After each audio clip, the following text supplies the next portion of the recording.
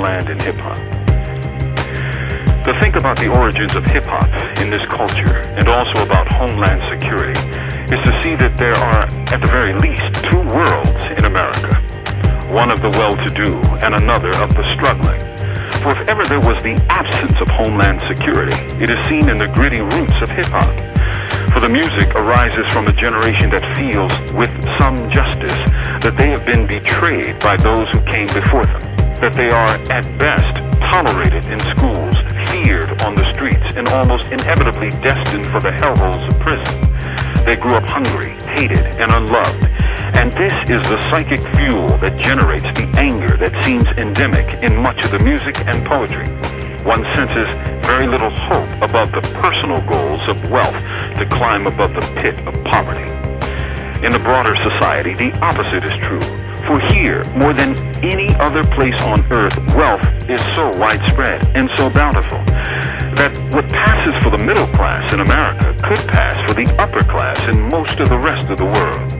Their very opulence and relative wealth makes them insecure, and Homeland Security is a governmental phrase that is as oxymoronic as crazy as, say, military intelligence or the U.S. Department of Justice. They're just words that have very little relationship to reality. Now, do you feel safer now? Do you think you will anytime soon?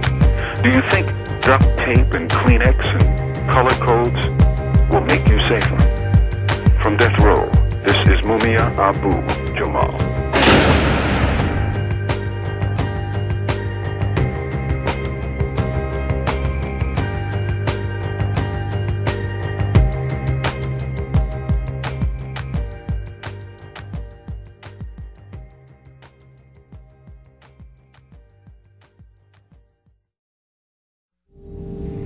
There are many governments, business interests, even religious leaders that would like to see me depart this earth.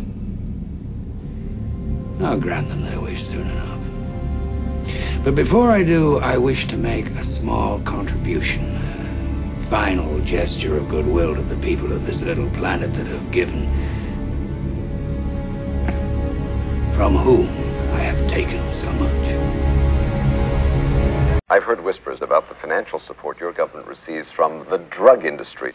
Well, the irony of this, of course, is that this money, which is in the billions, is coming from your country. You see, you are the major purchaser of our national product, which is, of course, cocaine. On one hand, you're saying the United States government is spending millions of dollars to eliminate the flow of drugs onto our streets. At the same time, we are doing business with the very same government that is flooding our streets with cocaine. See. Let me show you a few of the other characters that are involved in this tragic comedy.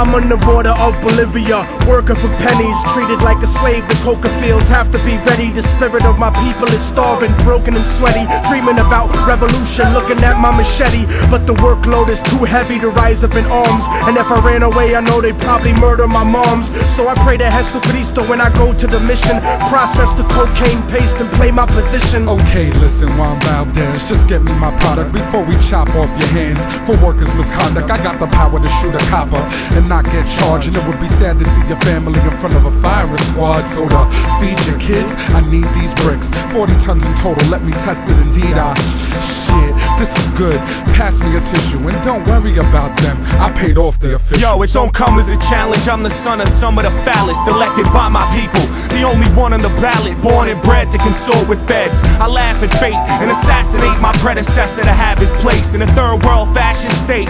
Lock the nation with 90% of the wealth than 10% of the population. A Central Intelligence Agency takes weight faithfully. The finest type of China white and cocaine you'll see. Honey, I'm home. Never mind when your bank account suddenly grown. It's funny, we're so out of this debt for this money we owe with ya. When have I told you that I had 2 governments overthrown to keep our son enrolled in a private school and to keep our tummy swollen?